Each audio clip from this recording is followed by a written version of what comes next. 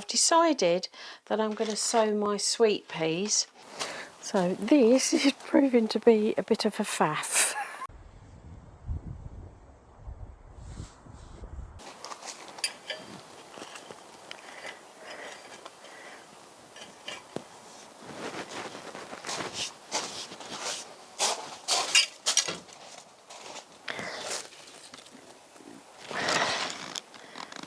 Well, there's certainly a change in the air. It feels very autumnal now. The temperatures have dropped and I'm into warmer clothing, but I've got quite a few tasks that I need to do today. I've just lifted this tomato, which was finished. The cosmos, although it's got a couple of flowers on it, was dying back. So I've cleared the bed. I've had most of the courgettes. They were fantastic this year. I've got one left to harvest. And then I've got a list of jobs to do, so let's get on with it. One of the first tasks is to get the runner beans down. They're finished with now. There are some pods on there, but they've been left too long. They've got too big, so they'll be tough and not really edible. I've got plenty of seed already saved, so I'm not going to save them for that either. So that's all coming down. The trellis is going to come down and be put away and stored for the winter months to protect it.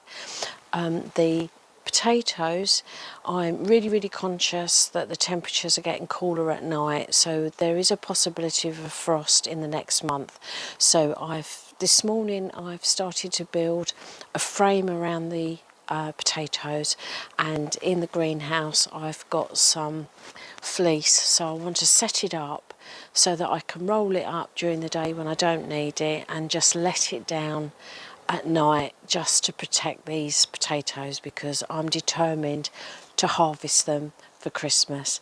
And in addition to that, they've actually got flowers on now, so that is really great progress.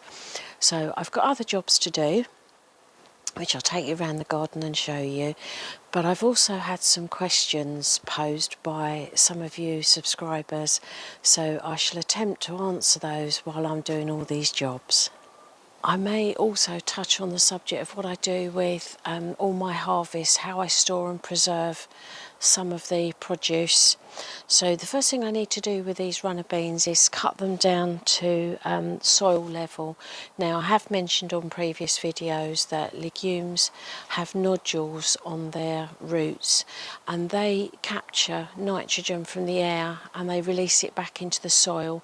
So it's a really good idea to leave all your beans and pea roots in the soil. So that's exactly what I'm going to do. So I just cut them off.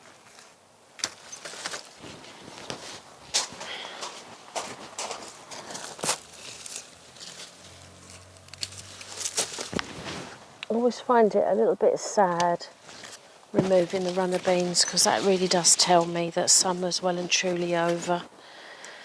But there's always next year.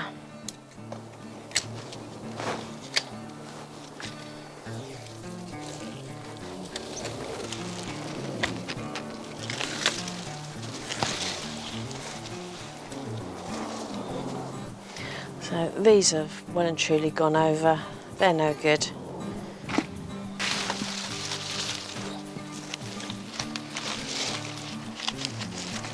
So this is my assistant head gardener, and he's not doing a very good job.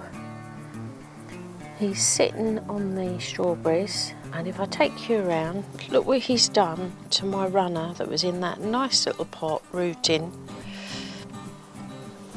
So you just can't get the staff these days.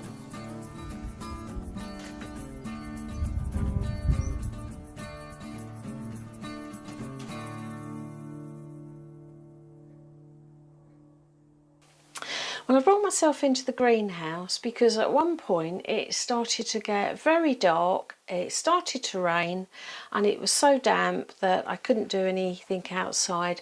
So I brought myself into the greenhouse thinking, what can I do? So I've decided that I'm going to sow my sweet peas.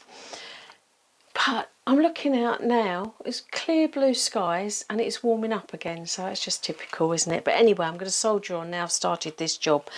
And that brings me on to your very first question. And the first question comes from Christine, and she wanted to know, what seeds am I saving this season?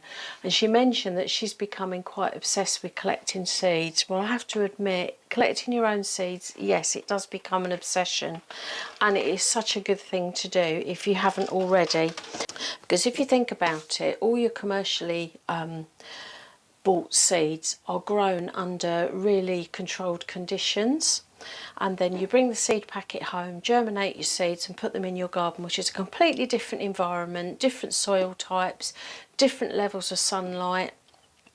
And so the growing conditions are definitely different.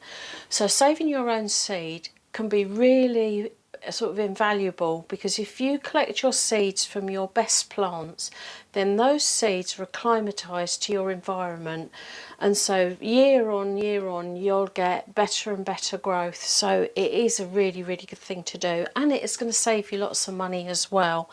So let me think about, what have I saved so far this year? Well, when you ask me a question like that, I have to really think, unless I've got a list in front of me. So I started off the year with my broad beans. I've saved all my beans, in fact, so all my runner beans, French climbing, so the Cobra and the Golden Gate. I've saved my dwarf beans, which were the Purple Queen, Pongo and Bolotti. So they're the seeds that I save every year. I often save my sweet peas, but I didn't this year because the plants that I grew got a really bad attack of powdery mildew very early on in the season, so I removed them all, so there wasn't any seed heads to collect, so I had to sacrifice those. So that's why I'm sowing the commercially produced ones. So what else have I saved? I've saved all my chilies, my peppers, my tomatoes, so that's everything that's in the greenhouse. Most of the flowers that I grow, which is like calendula, nasturtium, marigolds, antirrhinum, cosmos, I save the seeds for all of those. I've got a courgette plant which I need to lift. If I can save some seed from that, I will do that as well. What else? I can't think. But I save everything that I can. So I hope that's helpful for you, and put in the comments below what you're saving, because I'd really like to know.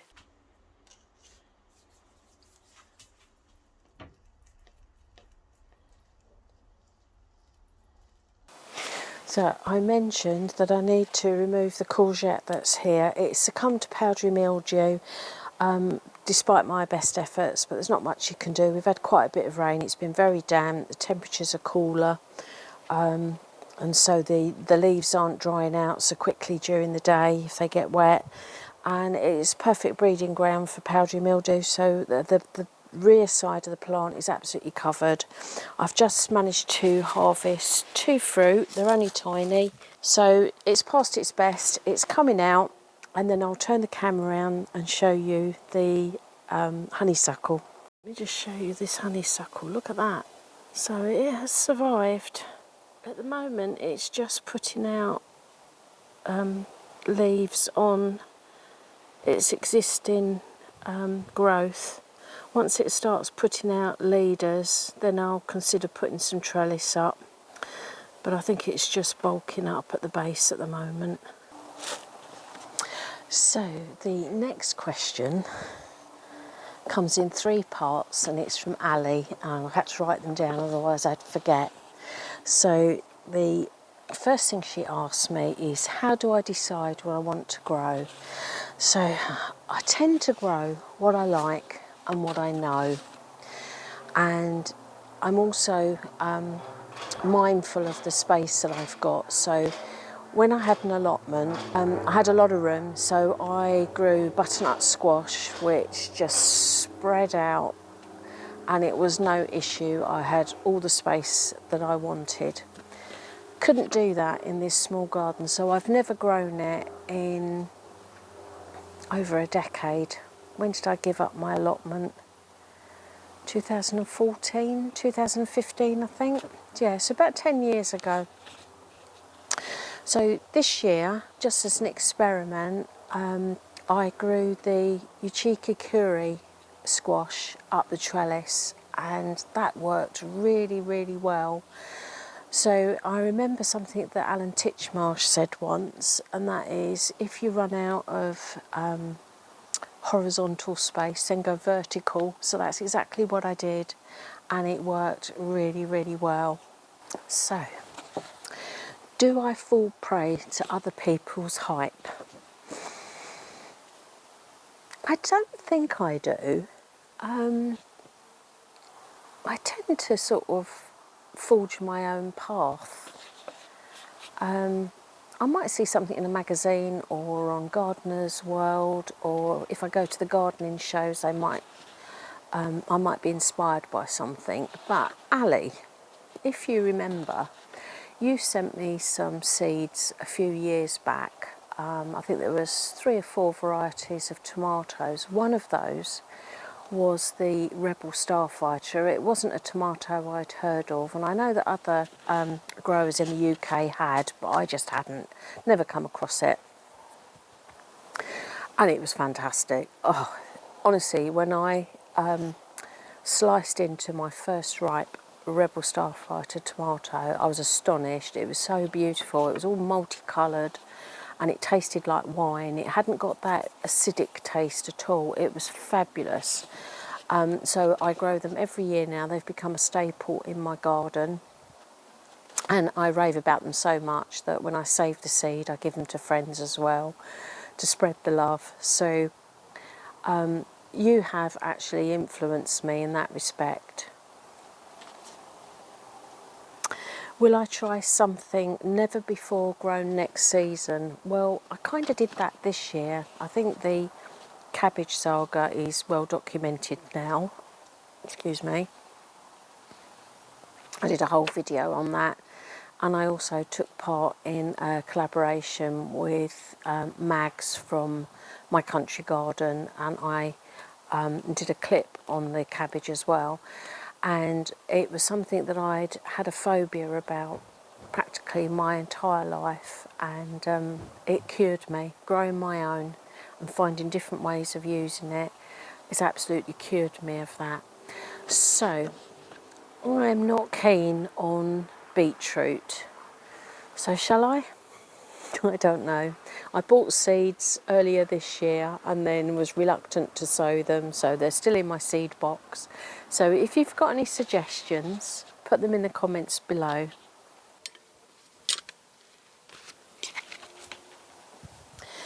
So I really need to get on with these potatoes and cover them with the fleece to protect them from any frost. But while I'm in the greenhouse, let me just show you my carrots, because I'm really pleased with them. So these, I think it was 18 days ago on the 6th of September. There's Nance 2 and Autumn King, and most of them are up. There is a little gap in the Autumn King, but I think that was when I watered them. I think the seeds might have floated. But nevertheless, I'm happy with that. Now this is a bit curious. When I cleared the tomatoes, this one had new shoots coming at the bottom of it, so I just left it to see what would happen. And it's doing quite well. The stems are quite thin, so I don't know if they are going to bulk up at all, but I'm going to leave it there for as long as it can survive. So this last task is proving to be a bit of a faff, but while I carry on with that, let me answer the final questions that I've got. Now, this is a 3-parter as well, and this is from Bridget from My Peaceful Plots, and she says, I wonder what you do over the winter. Do you grow anything at all? Well, I have done in the past. In fact, for decades, I've always overwintered my broad beans, my onions, leeks and garlic, but it's proving to be really difficult, and I don't know whether it's climate change or what, but the last few years they have failed miserably, where in the past they've always thrived. So I've had enough of disappointment, so I intend to do things differently this winter. To start with, my broad beans, I will sow them under cover, probably at the beginning of January, whereas normally I would be planting them out in November directly. But I've got some root trainers. I did try some last year. It sounds like a contradiction, but I'd actually direct sowed my broad beans as normal, and I lost them all to some bitterly cold weather. They just turned to mush, so I had to re-sow. So the second lot of sowings went in the root trainers in the greenhouse, and they proved to be much more successful. So I'm going to repeat that this winter. The onions, I've always grown them from sets. I've always put them out at the end of October, but I'm not going to be doing that anymore. I'm going to be sowing from seed probably towards the end of December, and raising them in the greenhouse until they're ready to go out in the spring. So that's the onions. The garlic, I will probably do the same as I always do, is direct sow them late autumn, because they need the really cold weather to split. And finally, the leeks, I haven't even decided what I'm going to do with the leeks. I probably won't even sow any until maybe February time, but yeah, I've got plenty of time to decide that. So the second part to Bridget's question is, do I work on maintenance? Well, yes, I do, because there's always maintenance to do, and sometimes it's better to do it in the autumn when everything's dying back. So if the fences need any repair, or if they need painting, there's always reorganising to do, cleaning of tools. Now, something that I am really thinking long and hard about is possibly replacing the summer house. Now, I've had this, I don't know how long, I think I've had it about 18 years. I've done everything to maintain it, but there's only so much you can do, and it's stood up really, really well. It's been moved across the garden, but the windows and doors are rotting badly, and I've got a bit of damp in the back corner. So I think it's really coming to the end of its life. So that's something that I really need to think about. And then the final question is, do you take a much needed break from it all? Sort of. December's usually my quietest month, because by then I'm usually on top of all my hard landscaping jobs. My plans for the spring are mostly decided, but with the shorter days I'm really limited in what I can do. So by Christmas though, I'm absolutely chomping at the bit. I can't wait for January, because then I start thinking about sort of the coming spring. I do slow down. There's not much to do in December, early January. So I suppose I have a slight break, but not much. But I do come out, doesn't matter what the weather's like, I come out every single day throughout the winter and make sure the birds are fed, and make sure their bird bath has got water in it, and if it's frozen then I break up the ice and make sure they've got fresh water every day. So there's still something to do even in the darker months. So that's it really. I hope I've answered everybody's questions. If you've got anything you'd like to add, please put it in the comments below. Oh, that task proved to be a bit more tricky than I expected. So I'm feeling pretty confident now that the potatoes are going to be okay. So finally, and to be honest with you, I wasn't really sure whether I was going to include this last little bit, but let me know in the comments below if you would like me to do a full video on how I process, store and preserve all my harvests, and I'll see what I can put together. So I think that's it for now. If you are new to my channel, then please consider subscribing, and I hope you all have a great weekend. Let me know also in the comments what you're up to in your gardens right now, and I will see you all in the next one. So take care, everybody. I'm Annie, and this is my kitchen garden.